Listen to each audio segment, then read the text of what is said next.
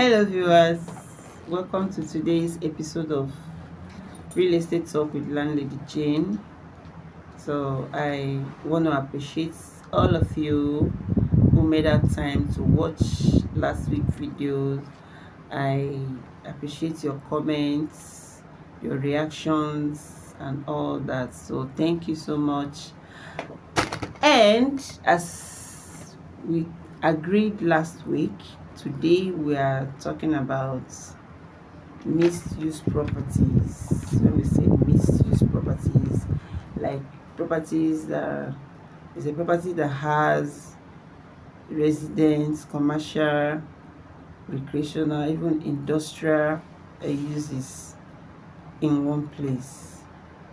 Yes, in a particular space, we can find residential buildings, we can find commercial space, we can find offices, we can even find recreation space, we can even find industrial in a particular space, in a particular property.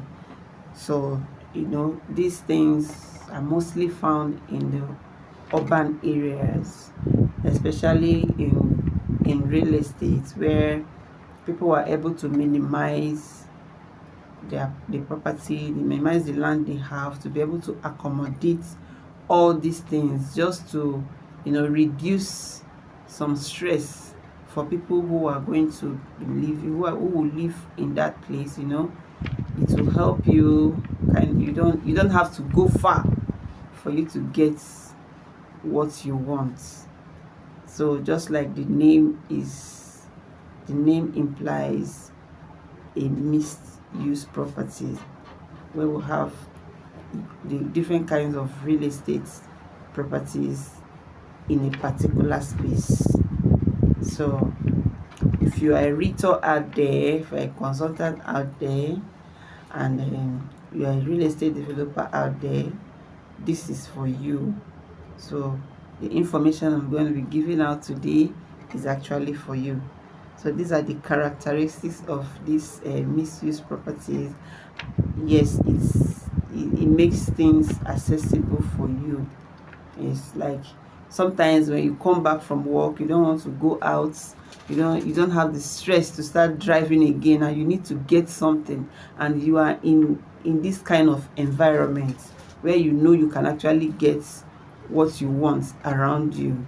It makes you can trek to where you are going to, because you have a walkable accessibility to all these things, to avoid driving out and you are stuck again on traffic. But because you have a commercial a place in your space where you can get whatever you want, it will be very accessible for you. You can just walk down the street and or walk down the road, depending on the arrangements of these things, and then you get whatever you want. Yes, this is one of the things people enjoy, living in a misused space. You understand? So we also have something that is called diverse function. This helps people to have different things. Some people may go out to work, and when they come back, they will go they will have their business, running their business at the comfort of their home. When people are living up, there are shops down and all that.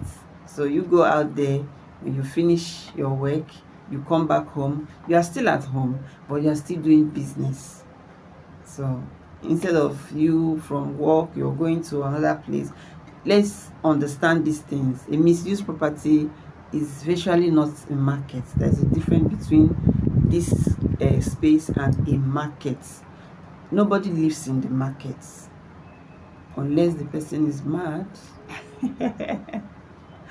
Nobody lives in the market normally. A normal market, nobody lives in the market. But in this particular one, when a property is termed misused property, people live there. Let's take, for example, the Balogu market on the island. People live there. There are shops there. There are offices there, and other things. In fact, there are still industries around there. There are churches, there are mosques there, and still we still have people who are comfortably living in that area. So this kind of people, they don't have time to run to Oyinbo markets. They don't have time to start coming to my 12 markets, because whatever they want is there. They don't have time to start driving down to trade fair markets, because whatever they want is there with them. They can just walk down the streets and they get what they want. So let's understand the difference between a misuse market, as a misuse space, and a market. There is a difference between these two. So you also have an opportunity to relate with people, to meet people. When you are in this kind of environment, you have opportunity to meet people who you may not normally meet on a normal day. You may not be able to meet or speak with these kind of persons. Of course, it's also good for business, living in such an environment is good for business. So it will help you. If it also helps enhancing economic viability. Yes, it's good for business. Let me give you an example. In this kind of investments, when you are living in this kind of space, we have lounges around, we have recreational space and all that. And of course, there are people who are not too comfortable staying under the fan, staying under the air condition from morning till night, and maybe in the evening they want to come out for a fresh air. Of course, you know that your doctor will always advise you to please allow fresh air to penetrate your body.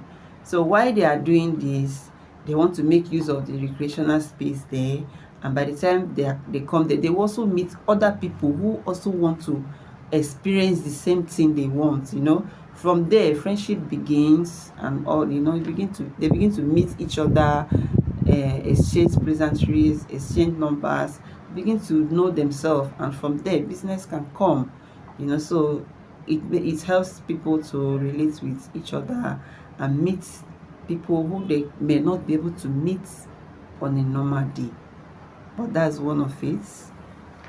So there is also something called zoning regulations, because it is not everywhere you can build, or it's not everywhere that can have these misuse properties. It has to come from an approved. You have to have an approval for this. So there are also zoning regulations on this kind of properties. So you don't just cite it anywhere and you expect that you will not be queried. No, it has to be approved before you can do that, because it's not everybody that needs noise in their environment. Of course, when you have the combination of these things around you, of course there will be noise pollution. Wow, it's not everyone that likes it, not everyone that wants to have that experience. So before you can get things like that, there has to be an approval, an assessment. There has to be so many things considered before a place can be used as a mixed-use property. Yes. So we also have the benefits of these things. Convenience is very convenient for people.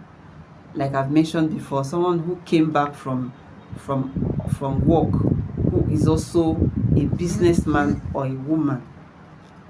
You are also doing, you are done with the day, you came back home, you still want to continue with your own personal business, probably very close to your house, or even at maybe you're up and your shop is down, so you are still at home and you are still doing business. So it's convenient, and also helps people to access amenities. You don't have to drive from your house to a particular place for you to relax, but because there is a place for you to relax in your vicinity there, you can actually walk there and you're relaxing. So that's why you see some of the estate developers, they have all these things planned out in the estates. They have places like where you can relax. They have lounge. There is a hospital. There is a school. There will be this. There will be that. So many things mapped out and planned out in that place, because they want it to be seen as a mixed-use property. It must not necessarily be in one building. It can be in a particular area, but that particular area has to still be together. It's not a place that you have to journey to, like some minutes drive, or even like 10 minutes drive. No, it's far. Is no longer a mixed-use property. A mixed-use property has to be together, combined in a particular place. So it will not be something far from you.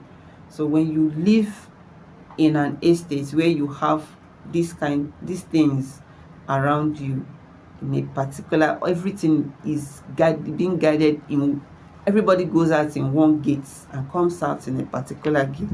So before you make up your mind to drive out of the gate, it means that whatever you're looking for is not within your reach there. So convenience is one of them. Community engagement, because of the presence of people who live there, you'll be able to communicate with people and meet people, and then you can do business. So that is also one of the benefits of living in a misuse property. Then this also increases property value. Yes, because when people want, they don't want somewhere that is stressful. They don't want to stress themselves going out there, coming in and others. Okay, if I can get everything I want living in this place, so why not? Why don't I do that? Because there are so many. I mean, remember, amenities also helps us to is part of adding value to properties, just like mentioned last week. Adding value to properties, bringing amenities is one of them. And when you have these things, your property value will also increase. So if you're watching this program and you are still confused on the kind of property you want to invest on, don't forget to dial my number. Don't forget to DM me. Don't forget to contact anybody you know that can help you to trash these things out, so that you don't have to invest wrongly. Remember, that is why this program has to go on, because we want to put people through. While we are making you billionaire and millionaire in real estate, we also want to put you through, so that you don't do a wrong investment. You don't invest wrongly. You don't come out after investing and you'll be like, oh, this is really not really what I want. So you need to be informed. If you want to live in a quiet place, you don't need to live in a misused property. Yes, if you want quietness, you don't want to hear noise, you don't want to, you don't want anybody disturbing you. There are properties like that. People are not allowed to, disturb other people. Yes, because in misuse property there are challenges, so you have to digest the challenges, know them. If you must live in such property, if you must invest in such property, there are also challenges living in a misuse property. So one of them is the zoning approval. For people who want to invest, before you can get an approval for such an investment, you have to go through a lot of processes and all that. So it's a challenge having a misused property for yourself. Of course, it is owned by individual. Most times it's also owned by the government, but an individual who wants to invest in misused property has to obtain the zoning approval before you can start. Then management is also a challenge, because you start having complaints. You start getting complaints from tenants who are leaving, tenants who are using the commercial, and the people and the ones using the office.